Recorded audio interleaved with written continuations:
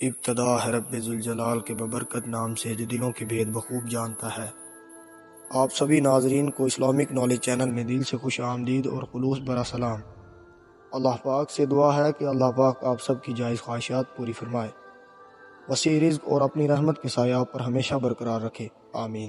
اس کائنات کا سب سے پہلا گناہ کیا تھا اور سب سے پہلا گناہ گار کون تھا؟ اس سوال کے جواب میں اکثر لوگ کہیں گے کہ وہ پہلا گناہ عزازیل یعنی شیطانی مردود نے تب کیا تھا جب اس نے حضرت آدم علیہ السلام کو سجدہ کرنے سے انکار کر دیا اور کہا تھا کہ میں اس سے بہتر ہوں، مجھے تو آگ سے پیدا کیا گیا ہے جبکہ اسے مٹی سے۔ یعنی کائنات کا سب سے پہلا گناہ غرور و تکبر تھا جس نے عزازیل کو ابلیس بنا دیا۔ لیکن تاریخ انسانی میں اس سرزمین پر پہلا گناہ جس شخص نے کیا تھا اس کے متعلق بہت کم لوگ واقف ہیں۔ دراصل حضرت آدم علیہ السلام کے اس دنیا میں تشریف لانے کے بعد آپ علیہ السلام کے ایک بیٹے نے آپ کے دوسرے بیٹے کا قتل کر کے تاریخ انسانی کا سب سے پہلا گناہ کیا۔ وہ قاتل کون تھا؟ یہ قتل کیوں ہوا؟ اور وہ معصوم مقتول کون تھا؟ اس ویڈیو میں ہم اس حصے کو مکمل بیان کریں گے۔ یہ اس وقت کی بات ہے جب روئے زمین پر انسانی زندگی کی ابتدا ہوئی۔ بابا آدم علیہ السلام اور اماں حوا علیہ السلام کو ایک ممنون پھل کھانے کی وجہ سے بطور سزا جنت سے دنیا میں بھیجا گیا۔ آپ دونوں نے اللہ کی بارگاہ میں بہت التجا اور معافی مانگی۔ بخشش طلب کرنے کے بعد اس فانی دنیا میں آپ دونوں سزا کاٹ رہے تھے۔ چند عرصوں بعد اماں حوا علیہ السلام کے بطن سے اولاد کی پیدائش ہوئی۔ یہ پیدائش ایک خاص صورت میں ہوتی تھی۔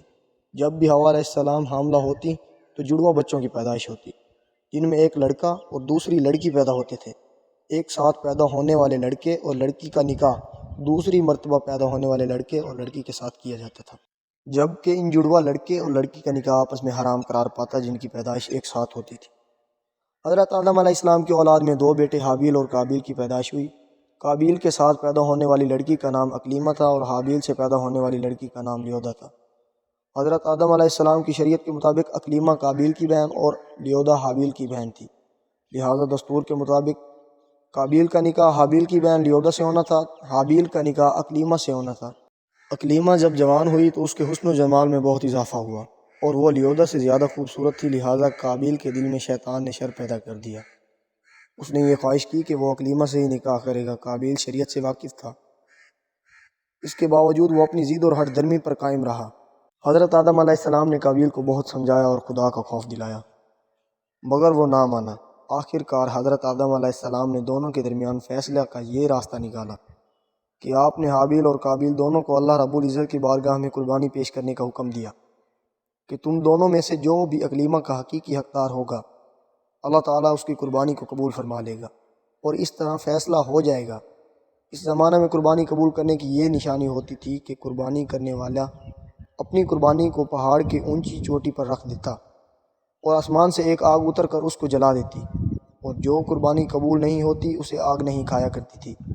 اگلی صبح حابیل اپنی بہترین مویشیوں کو ساتھ لایا، ان میں سے سب سے اعلیٰ قسم کی بھیڑ کو قربانی کے لیے پیش کر دیا۔ قابیل چونکہ کھیتی باڑی کیا کرتا تھا، اس نے کچھ اناج اٹھایا جو کہ سب سے گھٹیا قسم کی تھی۔ قابیل نے سوچا کہ اگر اس کی قربانی قبول ہو گئی تو ویسے بھی اس اناج کو جل جانا ہے، تو اچھی فصل کو برباد کرنے کا کیا فائدہ، لہذا وہ ردی اور ناقص قسم کی اناج لے کر آیا، جبکہ حابیل ایک نیک سیرت اور اللہ سے ڈرنے والا شخص تھا۔ چنانچہ اس نے نیک نیتی کے ساتھ خالص اللہ کی رضا کے لیے اپنی بہترین مویشی کو پیش کر دیا۔ دونوں بھائیوں نے اپنی اپنی قربانی ایک پہاڑ کے اوپر لے جا کر رکھ دی۔ اچانک آسمان سے ایک آگ نازل ہوئی، اس آگ نے حابیل کی قربانی کی ہوئی بھیڑ کو جلا دیا اور قابیل کا اناج ویسے ہی پڑا رہ گیا۔ یوں فیصلہ ہو گیا کہ خدا حابیل کی قربانی سے راضی اور قابیل سے ناخوش ہے۔ یہ دیکھ کر قابیل غصے میں آ گیا اور انتقام کی آگ میں جلنے لگا۔ اس نے سب کے سامنے یہ اعلان کر دیا کہ وہ حابیل کو جان سے مار دے گا۔ اس کے جواب میں حابیل نے اس سے کہا کہ اگر تمہاری قربانی قبول نہیں ہوئی تو اس میں میرا کیا قصور، بلکہ تمہیں تو کرنا چاہیے تھا کہ پرہیزگاری کی راہ اختیار کرتے، اس صورت میں شاید تمہاری قربانی قبول ہو جاتی، اور اگر تم مجھے مارنے پر ہی تلے ہو تو میرا قطعاً کوئی ایسا ارادہ نہیں۔ بہرحال میں اس معاملے میں تم پر ہاتھ نہیں اٹھاؤں گا کیونکہ میں اسے بہت بڑا ظلم سمجھتا ہوں۔ قابیل حسد کی آگ میں جل رہا تھا، اس پر اس نصیحت کا کوئی اثر نہ ہوا۔ اس وقت تو قابیل وہاں سے چلا گیا، لیکن وہ حابیل کو مارنے کی تدبیر کرنے لگا۔ شیطانی لعین جو ابتدا سے انسان کا دشمن ہے، اس نے قابیل کو قتل کی راہ دکھائی۔ اس نے ایک پرندہ کو پکڑا اور اس کا سر ایک پتھر پر رکھ کر دوسرے پتھر سے کچل لیا۔ قابیل کو معلوم ہو گیا کہ قتل کس طرح کرنا چاہیے۔ حابیل چونک کر بکریاں چراتا تھا۔ ایک دن وہ درخت کے سائے تلے آرام کر رہا تھا تو قابیل نے اس وقت بڑی بے رحمی سے اس کا قتل کر ڈالا۔ جب قابیل نے حابیل کو قتل کر دیا تو اس کی عقل زائل ہو گئی، سمجھنے کی صلاحیت ختم ہو گئی۔ اب بڑا پریشان ہوا کہ اس کی لاش کا کیا کرے۔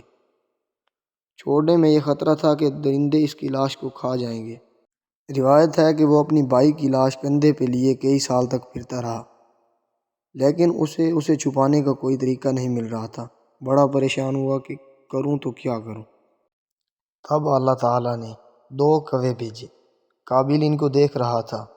ان کووں میں سے ایک کوے نے دوسرے کوے کو مار ڈالا اور پھر زمین کھود کر اس میں اس کو ڈال دیا۔